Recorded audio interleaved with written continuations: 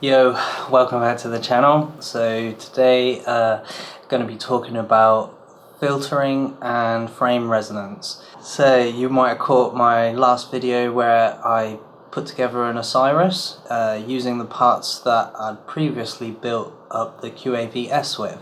I've moved on and started working on my PID tuning guide and trying to tune it up as best I can, and I was just going to kind of skip over filtering and I just briefly explained what I do with the filters, but the PID tuning, good old British weather, is kind of making it really difficult for me to get out and fly and get that finished. A couple of well-known people in the hobby have just released tuning guides as well, so it's not like I just don't want to repeat the same information that they're putting out. So I want to try and do something a bit differently, explain it in a different way, and hopefully bring something a bit more useful to the table, so that, yeah, it's not just a repeat of everybody else's information.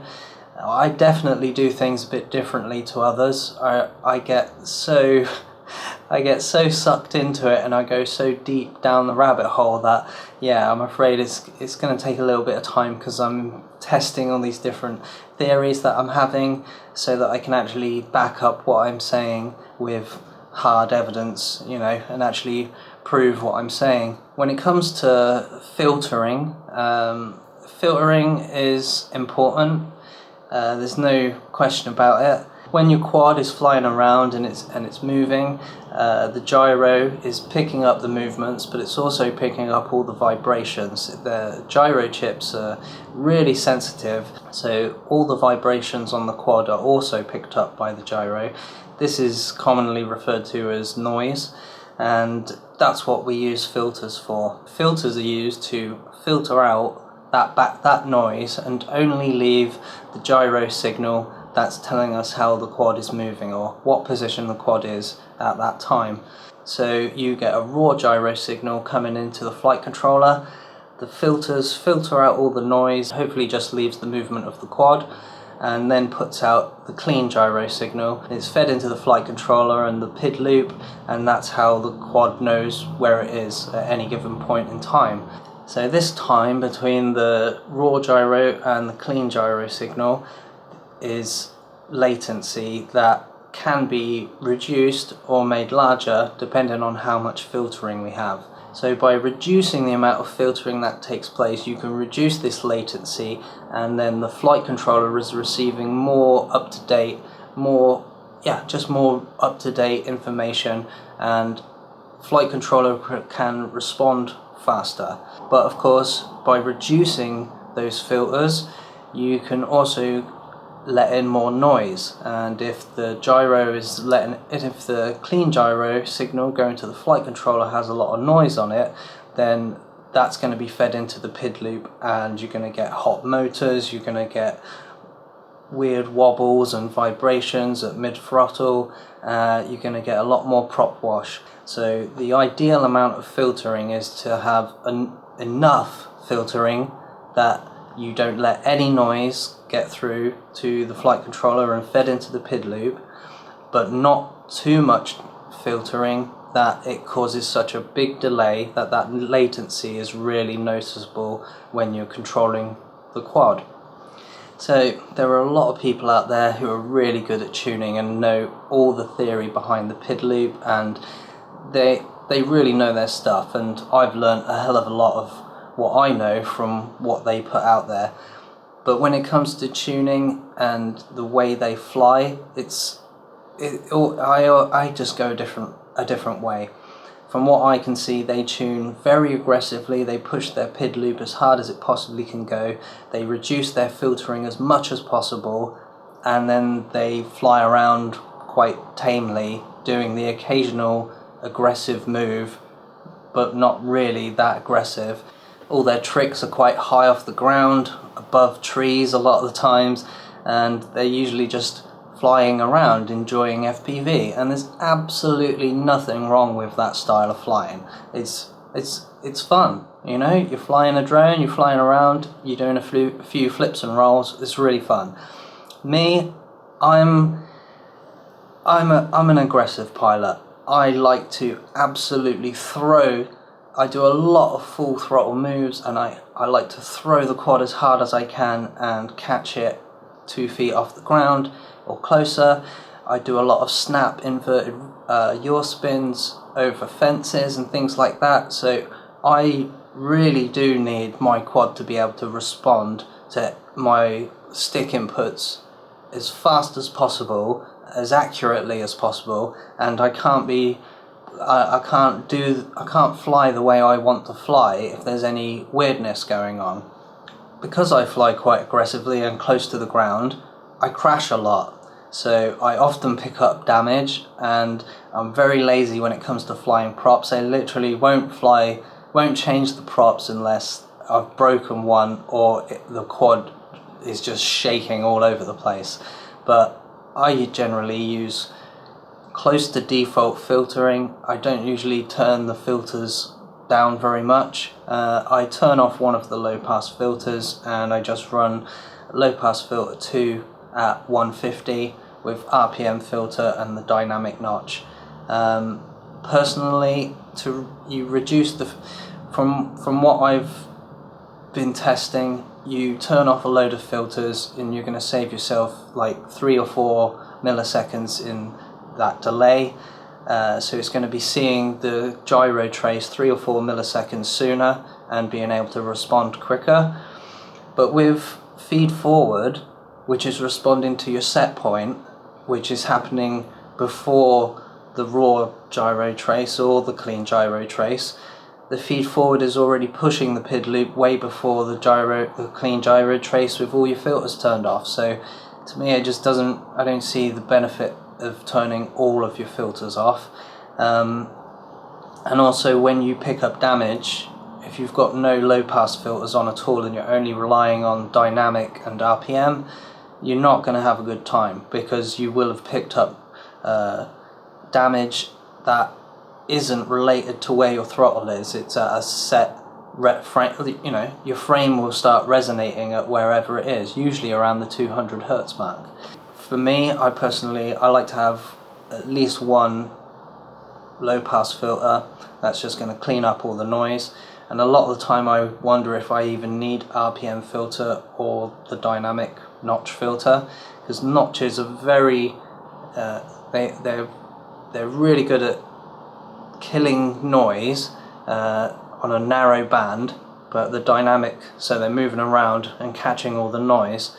But the magnitude of the noise that I see on my quads, even with really damaged props, is so low that a notch filter is kind of a bit too aggressive, and a low pass filter can just squash all that noise anyway.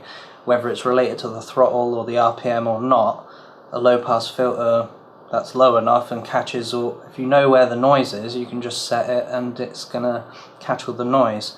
So I will do a bit more experimenting with the filters, but honestly, I don't personally think there's any point in pushing the filters as hard as you can. You are far better off leaving the filters alone and pushing the PID loop, knowing that you're not going to smoke a motor as easily because you've got plenty of filtering there, so that's not going to be a problem.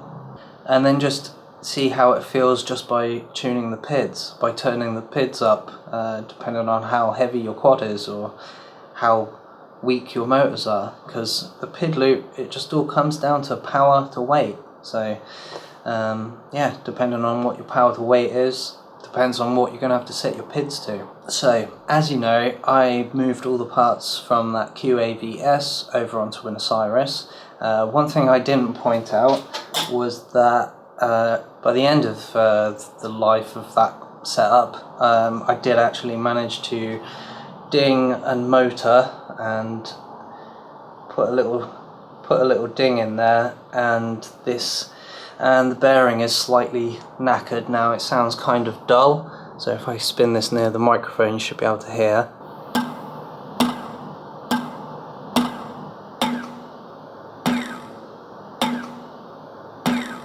So yeah, you can maybe hear there that these three are all spinning and they create this really nice smooth sound. This one's just slightly dull, If you take a look here at the black box raw gyro noise of the JB build, this was from one of the last flights I ever did with it, you can see that I've now picked up this tiny bit of noise at 65 Hertz on roll. This has got to be that dull bearing. That wasn't there before, so it's a little bit unfortunate that I wasn't able to keep that set up like mint and perfect to transfer it over to the Osiris. But you can see that once it picked up that damage on the motor, whenever I did damage the props, the amount of noise that frame was then picking up was, the magnitude was getting to the point where it was causing a problem, basically.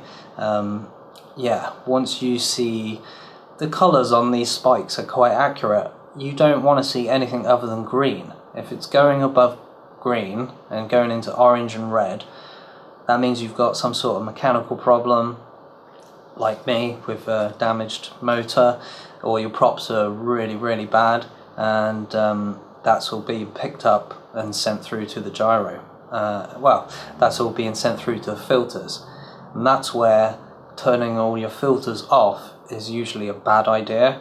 So by leaving them on, you can pick up damage and not have to worry about it, because as you can see here with the JB build, even with all this noise going on, boom, nice and clean. So the filters working as they should, and they're cleaning up all that noise. If you've got a nice clean gyro signal going through to the PID loop, then the only thing you have to worry about is the PID loop, and tuning the PID loop and looking for oscillations caused by the PIDs and not being caused by noise being not filtered. Let's take a look at the Osiris, and you can see here that that little bit of noise that the motor's producing around the 65 Hertz has passed over onto this frame. That's how I knew it was not the frame and it was the motor itself. Process of elimination. Obviously it wasn't that delaminated arm causing that, it was the ding in the motor or the bearing not being perfect anymore. So unfortunately got to live with that, and it's at a horrible place. 65 Hertz is terrible, but the magnitude is small. It's not like the motor's sounding awful, and that little ding in it probably hasn't upset the balance of the motor too much. I fly hard and I damage my quads all the time. If I was to replace motors when they had this small amount of damage, then I'd be spending too much on keeping my quads in the air. It's very rare that I have a quad that's got 0 damage on it. So yeah, and again, aggressive pilot, non-aggressive filter tune, and clean setups. You saw how I built the frame nice and clean, and obviously these gyro traces here are showing you that the Osiris, even though it's about 30 grams lighter than the QAV-S, the noise profile is quite similar. I must admit that the Osiris does have a very low amount of broadband noise, so it's broad as in it's across all the range of the frequency, you know, from 100 all the way up to 500. Here you can see there is a little bit of noise coming through, but there's only a few places where the frame is resonating, and you can see that the magnitude of the spikes are very low as well. As I was saying with the JB build, once the props got damaged, maybe because of that delaminated arm and because of that dodgy motor, the noise obviously goes up quite a lot. But with the Osiris here, you can see that the magnitude isn't quite going up as high, but the level of the broad frequency noise has raised slightly. But looking at raw gyro noise, you know, it's good to see, and obviously it's really good to see that I've got no massive spikes. You shouldn't have any huge spikes unless you've got some serious damage going on, or you know, maybe there's something, some sort of wiring touching the gyro or a lipo strap or something like that. maybe the bolts come loose or something, you need to button them up. There's so many different reasons why you might have spikes in your gyro trace. But even if you do have spike, if your filters are set right, it will just squash it right out. Usually the only time that spikes get through and the filters are not able to filter them out is when it is like serious mechanical noise, as in a broken arm or a really knackered motor. Sometimes it can just come down to the frame having really bad resonance problems and causing a huge peak of noise regardless of throttle position or anything like that. It is something that I always test for in my frames, so you know, if you're buying one of these and if you put it together right, you know, you shouldn't have any problems with noise at all. If you want to know how to tune a quad well to cope with the stresses and strains of flying aggressively, then yeah, stay tuned for part 3 where I'll be going into talking about the PIDs. The reality of it is, tuning your PIDs and tuning your filters is not necessarily going to make you a much better pilot. Leaving your quad in the same state and getting used to it and flying a lot, that is going to make you a better pilot, because it's muscle memory. If you're constantly changing settings and all your quads fly differently, you're never going to get very good muscle memory, and that's going to really hurt your flying abilities. You'll see in a lot of my footage that I'm overshooting and undershooting my rolls.